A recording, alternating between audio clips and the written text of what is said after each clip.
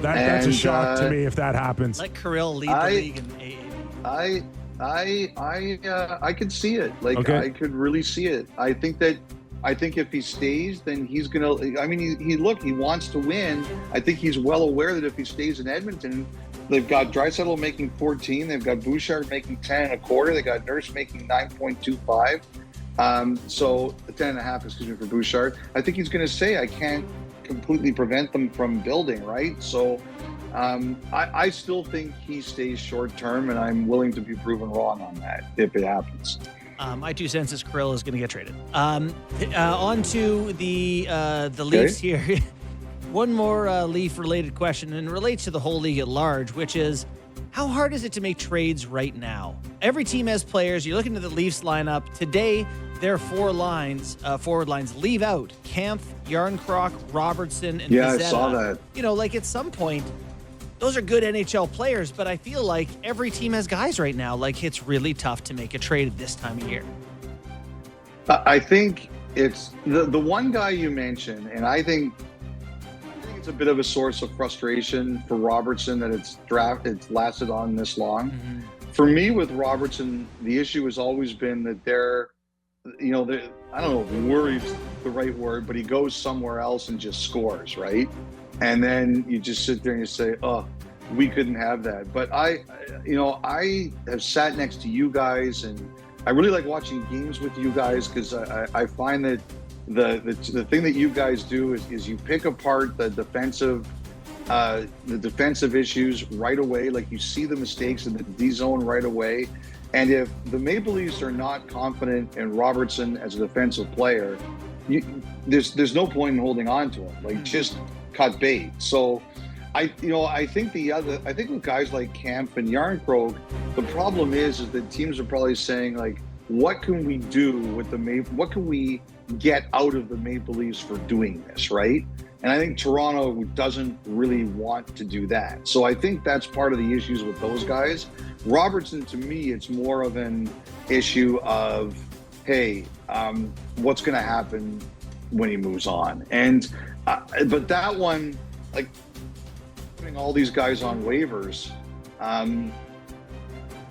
so you do it anyway. Yep. You have no room to play him. You signed him to $1.8 million. And you're worried about him scoring on another team. It's also very funny that they have an opening on the right wing in the top 6, and they're like, if only we had somewhere to give him a chance. We just can't see it. There's no place for him on this hockey club. Yeah. Could he get a shift beside Matthews and Nyes? I don't know. No. I agree. No, I'm just saying if it doesn't, then there's nowhere. You don't want him anywhere. So cut bait. You're right. Elliot, I remember Berkey. Remember what he did with Ilya Bryzgalov? He said, "We got nothing for him here. We got to put him on waivers and give him a chance somewhere else." Eventually, you reach that point. Got to ask you. We also watched Marc-Andre Fleury with a pretty emotional night in Pittsburgh, and I've lost the counts of goodbyes.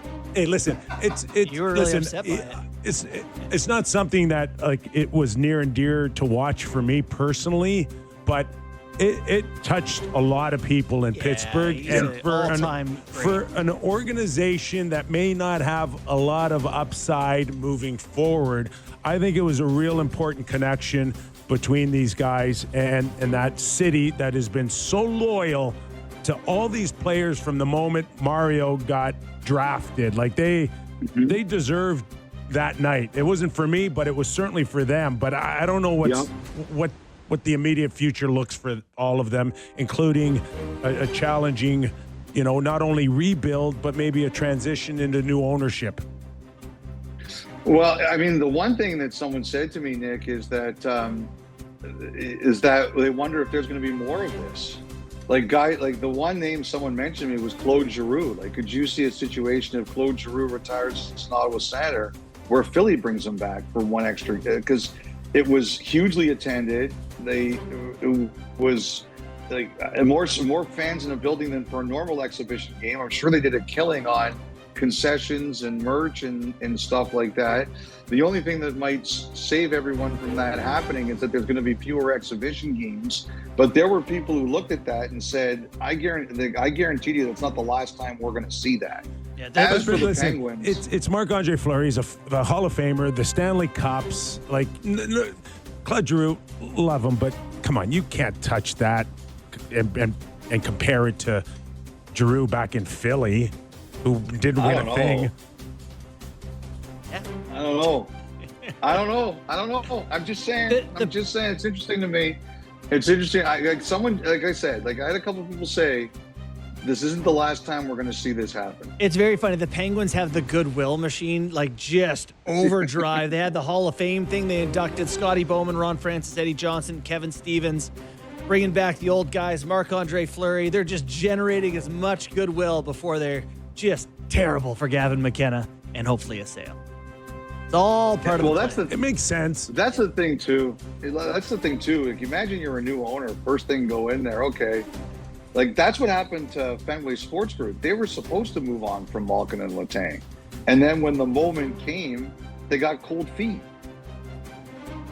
Ron Hextall was hired with that plan, and then they got cold feet. No, we can't do this. So that's a challenge for a new ownership group. Big challenge. All right. Let's let him go. Great stuff, Elliot. Happy birthday again. We keep you any longer, you'll be celebrating a new birthday. See you guys on Thursday night for the third of our exhibition trio. Can't wait. Thanks for each. Elliot Friedman. Take care, guys. See you later. I say that sarcastically. I actually do love this. I'm so happy the Leafs are back. And the Jays also do us a huge favor because they keep us on the air all week. So here's what I was gonna say. I didn't want to do it right off the top, but yeah, you guys wouldn't have been upset about a wild card game. We left the studio on Friday, and you're like, the wild card wouldn't be the worst thing. We would have had a few rounds of golf. That's all. The middle of the day would And have I been. broke my ribs, and that's been shut down for a very long time. Oh, you only had 3 other months of the summer to do it. That's the only reason. I thought maybe I will happily be here. Oh, Jays yeah. and ALDS. for sure. I've been seeing a little bit of this on Twitter about potentially Bill Zito making a big trade, and because they have all that extra cap space, right? Is it? Oh yeah, Barkov. Malkin? Oh, Does that make sense? Problems? Does that make sense? Like a big Russian centerman. Florida always have good Russians there. I don't know. I just thought that was something nice. I thought it'd be interesting because they're going to trade I've him. heard some people mention Crosby. No way. No, I don't think it's. I don't think it's doable. I don't think it's doable. But no way. He's not going to go to Florida. Come on. First of all, he's a legacy guy. He's not going to go to believe that, and I think at the end of March it could be all 7 months, if my math is correct. Yes. Right. It takes you to April. 7 months. It takes you to April. They said 7 to 9 months. There's a sense that you, like, first of all, like, we're under that cap, so his $10 million